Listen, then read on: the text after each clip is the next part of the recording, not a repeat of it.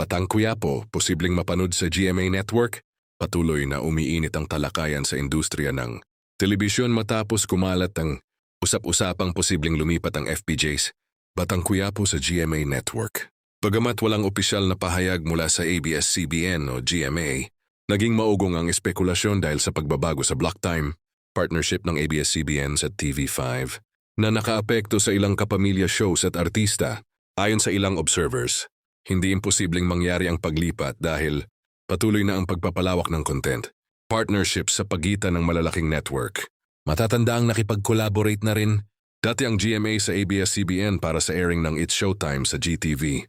Kaya nakikita ng ilan na posibleng mas lumawak pa ang ganitong klase ng kooperasyon, lalo na kung makikinabang ang parehong panig sa ratings at audience reach.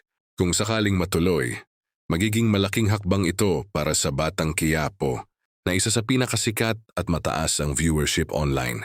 Malaki rin ang magiging epekto nito sa mga manonood, lalo na't sanay na silang mapanood ang programa sa kapamilya platforms. Posibleng magbukas ito ng mas malawak na audience sa Free TV, kung sakaling maipalabas sa GMA. Gayunpaman, marami pa ring katanungan ang kailangang sagutin. Unreal magiging setup sa pagitan ng ABS-CBN at GMA, kung mangyari man ang bagong kasunduan, at paano maaapektuhan ng taping, scheduling, at broadcast rights ng programa. Sa ngayon, nananatili itong puro espekulasyon, hanggat walang opisyal na anunsyo mula sa ABS-CBN, GMA o mismong mga tao sa likod ng Batang Quiapo. Maiging ituring ang balitang ito bilang haka-haka lamang.